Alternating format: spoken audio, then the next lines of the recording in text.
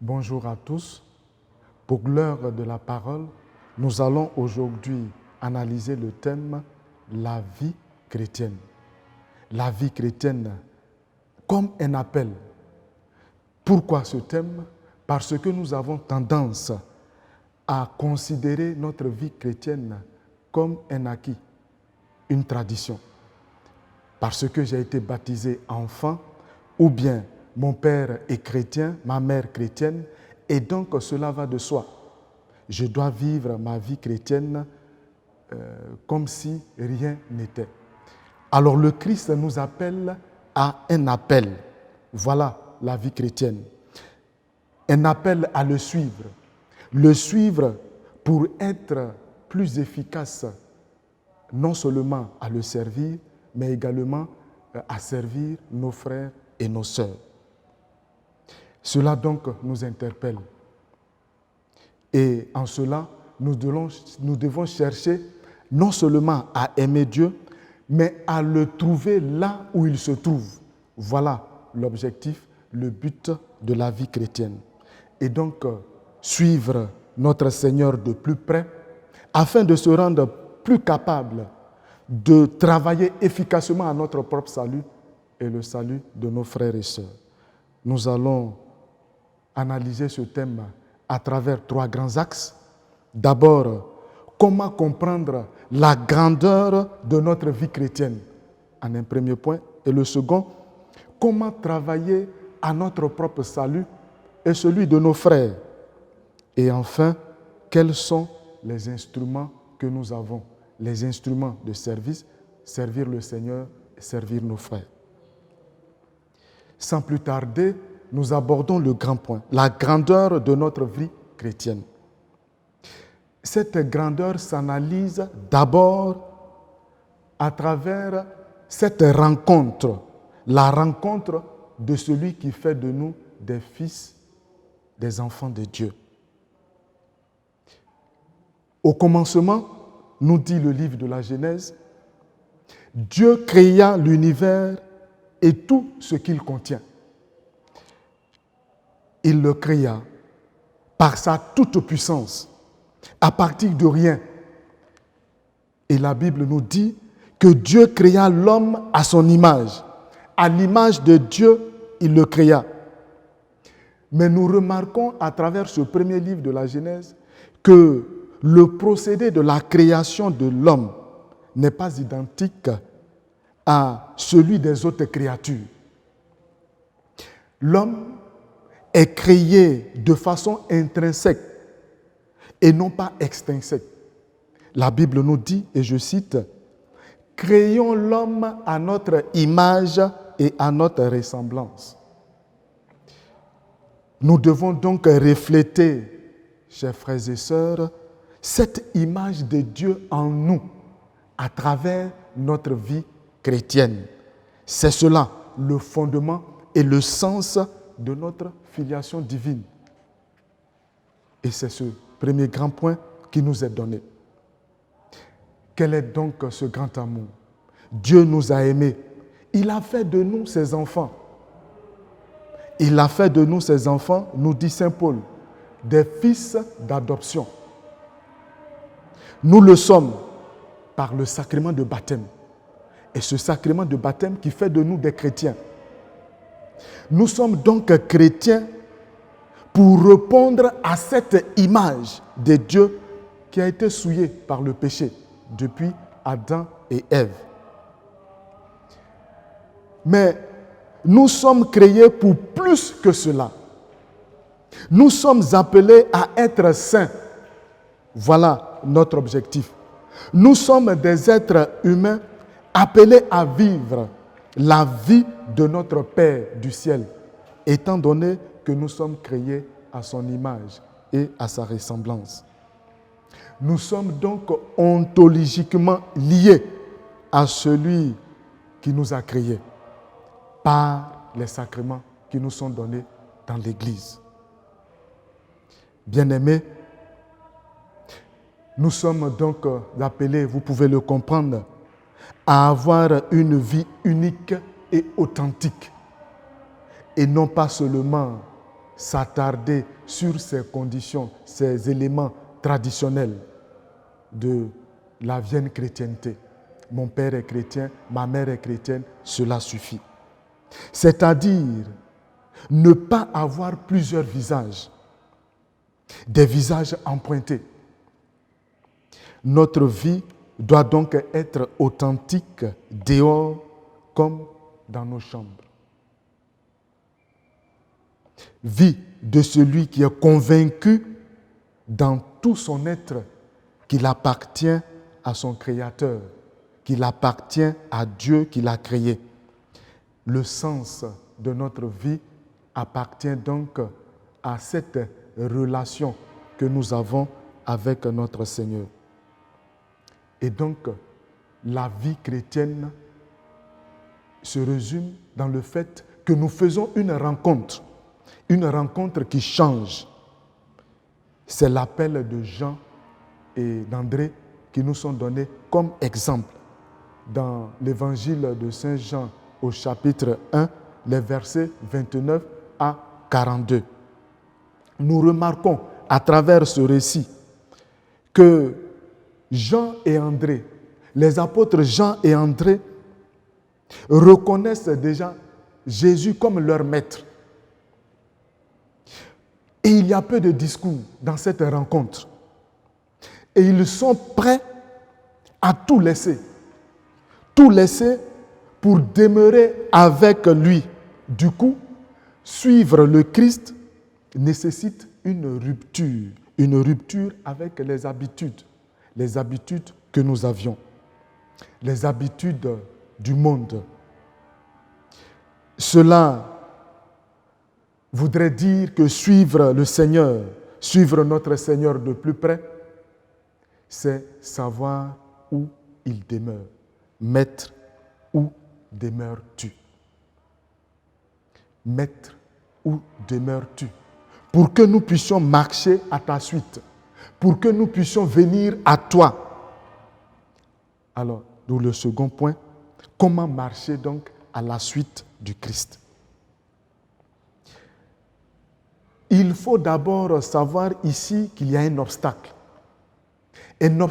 à la marche du Christ. Et le principal obstacle, et cela va vous étonner, c'est le diable. C'est le malin. C'est le malin qui nous conduit à la concupiscence, c'est-à-dire le désir vif des biens de ce monde, l'appétit, le désir, la convoitise, la cupidité.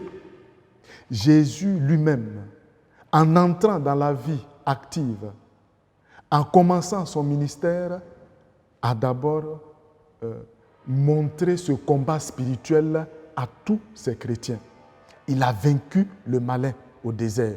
Il a vaincu la tentation.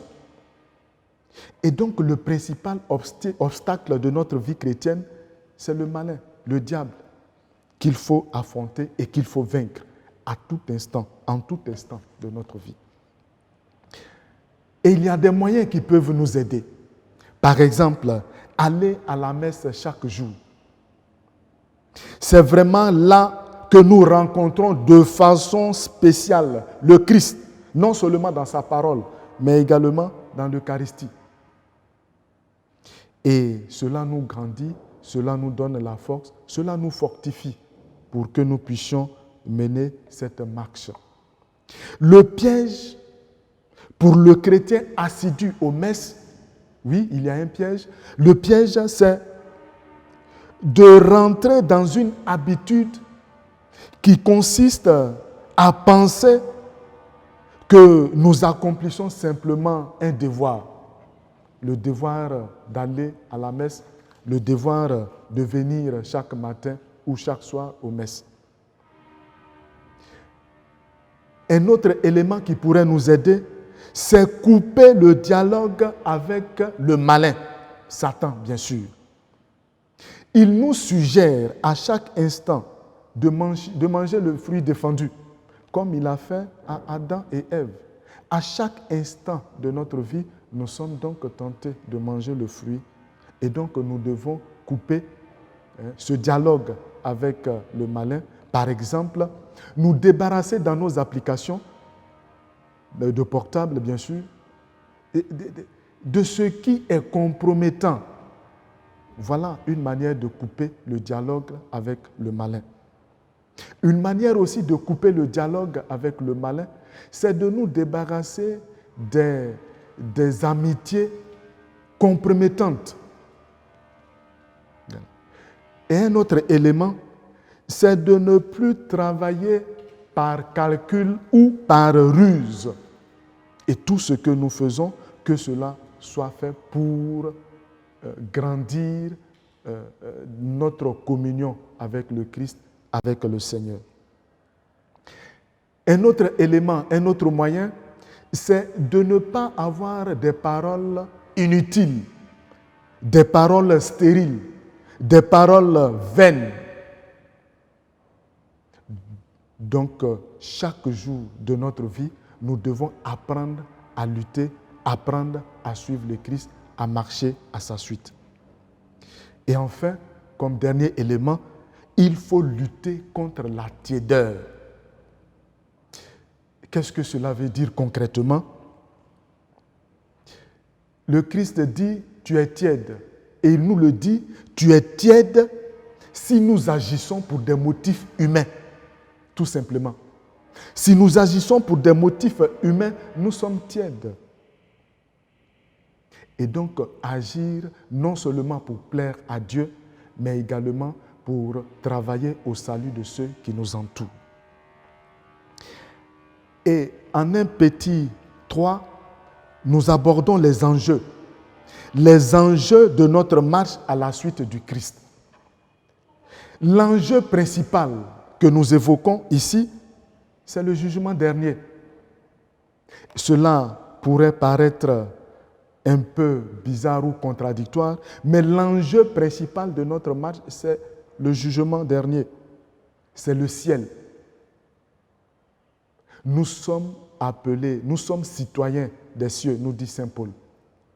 Et donc notre enjeu à la marche, à la suite du Christ, c'est de mériter un jour ce ciel où nous sommes appelés. Alors nous pourrons méditer plus tard peut-être le passage de l'évangile de Marc en son chapitre 10, les versets 17 à 25. Et dans ce passage, il est dit, et je cite, « Bon maître, que dois-je faire pour hériter de la vie éternelle ?» Jésus lui répondit, « Pourquoi m'appelles-tu bon? Dieu seul est bon, nul autre que lui. Tu connais les commandements. Ne tue pas, ne commets pas l'adultère, ne vole pas, ne porte pas de faux témoignages, ne prends rien à autrui, etc. » Mais l'autre lui déclara, « Maître, tout cela, je l'ai observé depuis ma jeunesse. » Alors Jésus le fixa du regard et l'aima. Il lui dit, « Une seule chose te manque. Va, vends ce que tu as, donne-le aux pauvres, tu auras ainsi un trésor dans le ciel. Puis, reviens et suis-moi. » Nous avons là clairement défini notre enjeu à la suite du Christ. Le ciel. Alors, comme ce jeune homme riche, à qui Jésus demande de vendre tout ce qu'il possède, vendons tout. Laissons tout et marchons à la suite de notre Seigneur, Jésus-Christ. Alors, dans un deuxième grand point, comment donc travailler au salut des hommes, à notre propre salut et au salut des hommes? Saint Paul nous oriente dans sa lettre aux Colossiens, au chapitre 3, le verset 24. Il nous dit, « Le serviteur n'est pas au-dessus de son maître. » Nous sommes donc appelés à suivre le chemin du Christ. Voilà tout résumé dans ce passage. Nous sommes appelés à nous identifier à Jésus-Christ, notre Maître, puisque c'est lui que nous suivons. Jean et André ont répondu au Maître. Lorsque le Maître demandait « Que cherchez-vous » Ils ont dit « Maître, où demeures-tu » Nous sommes donc appelés à demeurer avec le Maître, le suivre et demeurer avec lui. La vie chrétienne, en général, est le ministère de tout chrétien, le ministère de suivre le Christ, de rester et de demeurer avec lui. Alors, bien-aimés, un autre élément, c'est d'imiter le Christ tout simplement. Imiter notre Maître parce que nous le suivons pour le voir agir, le voir parler et l'imiter dans notre vie. Il est venu donc témoigner de cette vie d'amour et donc nous devons l'imiter. Imiter son humilité. Prenez sur vous mon joug, a-t-il dit en Matthieu 11, le verset 29. Prenez sur vous mon joug, devenez mes disciples, car je suis doux et humble de cœur. C'est-à-dire que l'humilité est la vie même du Christ et donc la vie du chrétien, la vie de celui qui veut suivre le Christ. Il faut nourrir notre foi. La foi, c'est, on pourrait le dire, l'humilité de la raison. La raison qui renonce à ses propres critères. Également mener une vie de chasteté en tout. C'est, on pourrait le dire, l'humilité de la chair qui se soumet à l'esprit. Saint Paul nous invite sans cesse à cela. Soumettre notre chair à l'esprit. Il faut mener une vie de prière, car la prière, c'est l'humilité de la volonté. Il faut également vivre une vie de charité, vivre dans l'obéissance, vivre la pauvreté, même si nous sommes appelés à acquérir des biens, mais ces biens devraient nous aider à acquérir le salut, faire des œuvres de charité, par exemple. Et enfin, le dernier point, les instruments que nous avons, les instruments de service. Servir nos frères, servir nos sœurs. Et quels sont ces instruments? Bien-aimés, il faut comprendre que le Christ associe ses disciples à sa mission. Autrement dit, le Christ nous associe à sa mission. Allez donc de toutes les nations, faites des disciples, les baptisant au nom du Père et du Fils et du Saint-Esprit. Matthieu 28, le verset 19. Voilà, le Christ invite tous ses disciples à évangéliser. Le Christ invite tous ses enfants à venir à lui, à faire comme lui, et donc évangéliser, proclamer la parole de Dieu que lui-même a proclamée au monde entier. Alors, tout est à faire. C'est maintenant qu'il faut accomplir cela, c'est maintenant qu'il faut agir, marcher à la suite de notre Seigneur. Bien-aimés, retenons qu'il n'y a pas une période à laquelle on doit commencer. Il faut avoir le désir en tout temps d'annoncer l'Évangile en tout ce que nous faisons, en tout acte que nous posons. Nous devons être animés par ce désir profond d'annoncer le Christ, de le faire connaître. Le témoignage de vie, la parole que nous proclamons. De façon naturelle, il faut communiquer la volonté de Dieu. À ce niveau, le pape François disait, et je cite, « Tu ne peux aimer le Christ si tu n'aimes pas ton épouse qui est l'Église. » Jésus, notre Maître, est le messager de Dieu parmi les hommes. Nous sommes donc revêtus d'une mission surnaturelle. C'est pourquoi nous devons constamment prier. Et donc, nous avons déjà parlé de la prière. La prière est donc un instrument qui peut nous aider à non seulement nous mettre au service de nos frères, mais également à notre propre salut, au service de notre propre salut. Il ne faut jamais perdre ce contact avec Dieu, à travers bien sûr la prière.